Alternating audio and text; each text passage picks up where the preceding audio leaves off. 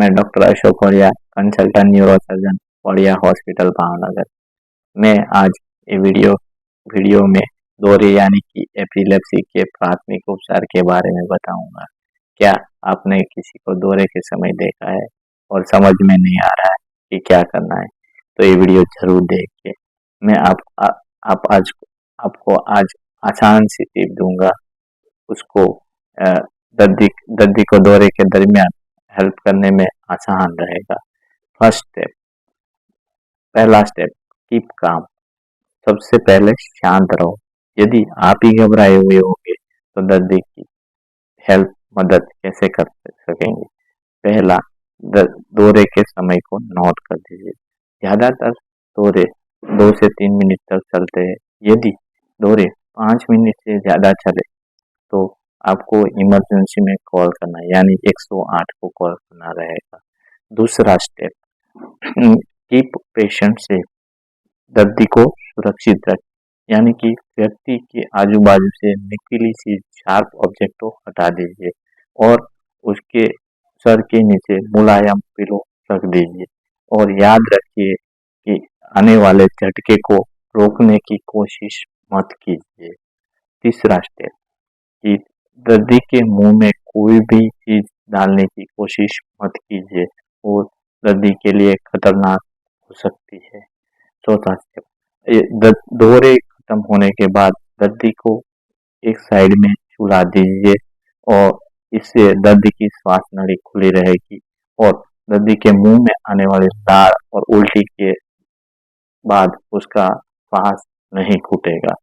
पांचवा स्टेप, दौरे खत्म होने के बाद दर्दी का थोड़ी देर तक भ्रमित रह सकता है या तो थकान हो सकती है।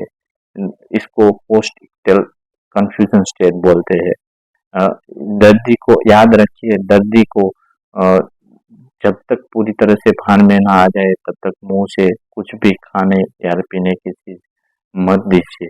और याद रखिए, यदि दौरे 5 मिनट से ज्यादा चले या तो लगातार दौरे आए या तो दर्दी के कुछ लगा हो तो तुरंत उसको नजदीक की हॉस्पिटल में ले जाइए और इलाज कराइए।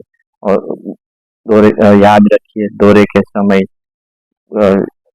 शांत रहिए, सुरक्षित रहिए, दर्दी को साइड में सुला दीजिए, मुंह में कुछ भी डालने की कोशिश मत कीजिए।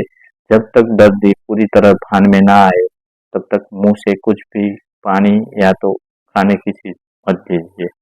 Please be safe.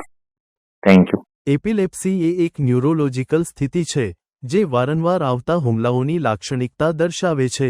કોઈને હુમલા આવતા જોવું ચિંતાજનક હોઈ શકે છે, પરંતુ યોગ્ય પગલાં જાણવાથી તેમની સલામતી સુનિશ્ચિત કરવામાં નોંધપાત્ર ફરક પડી શકે છે। આ વિડિયો તમને એવી પરિસ્થિતિમાં અસરકારક રીતે કેવી રીતે પગલાં લેવા તે અંગે માર્ગદર્શન આપશે।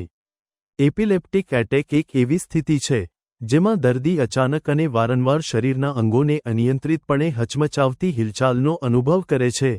મગજમાં વિદ્યુત તરંગોમાં વિક્ષેપને કારણે આવું થયું છે। તમારી પ્રાથમિકતા વ્યક્તિને ઈજાથી બચાવવાની છે। જો તેઓ ઊભા હોય કે બેઠા હોય તો તેમને ધીમેથી બોય પર લઈ જાઓ। હુમલા દરમિયાન તેમને માટે જે કોઈપણ સખત અથવા તીક્ષ્ણ વસ્તુઓ વાગી જઈ શકે તેને દૂર કરવાનો પ્રયાસ કરો। એકવાર તેઓ બોય પર સૂઈ જાય પછી તો તેમના મસ્તક નીચે ઓશિકું અથવા ફોલ્ડ કરેલા જેકેટ જેવી નરમ અને સપાટ વસ્તુ મૂકો, જેથી તેમને જમીન પર અથડાતા અટકાવી શકાય। જેમ જેમ હુમલો વધતો જાય તેમ તેમ શક્ય હોય તદનુસાર વ્યક્તિને ધીમેથી તેમના પડખે ફેરવો। આમ કરવાથી તેમના શ્વસન માર્ગને ખુલ્લો રાખવામાં મદદ મળે છે અને તેમની કંઈપણ લાળ અથવા ઉલટી સરળતાથી નીકળી જાય છે। હુમલાની અવધિની લંબાઈની નોંધ કરવી મહત્વપૂર્ણ છે। નોંધ કરો કે તે ક્યારે શરૂ થાય છે અને તે કેટલો સમય ચાલે છે। જો તમારે મદદ માટે ફોન કરવાની જરૂર હોય તો આ માહિતી તબીબી વ્યાવસાયિકો માટે મહત્વપૂર્ણ રહેશે। હુમલા દરમિયાન તમારે ક્યારેય ન કરવી જોઈએ તેવી કેટલીક મહત્વપૂર્ણ બાબતો છે। વ્યક્તિના મોંમાં કંઈ પણ નાખશો નહીં। જૂની માન્યતાઓથી વિપરીત એમ કરવાથી તેમના દાંત અથવા જડબામાં ઈજા થઈ શકે છે અને તેમનો શ્વસન માર્ગ અવરોધિત થઈ શકે છે। ઉપરાંત તેમની હિલચાલને રોકવાનો પ્રયાસ કરશો નહીં। હુમલાને તેના માર્ગે ચાલવા દો, પરંતુ તેમને જોખમોથી હળવાશપૂર્વક દૂર રાખો।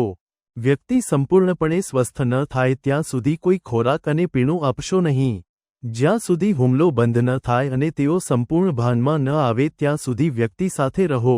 એ પછી તેઓ મૂંઝવણમાં કે સુસ્તી અનુભવી શકે છે. તેમની સાથે શાંતિથી બોલો અને તેમને આશ્વસ્ત કરો. કટોકટીની તબીબી સહાય માટે ક્યારે કોલ કરવો તે જાણવું મહત્વપૂર્ણ છે.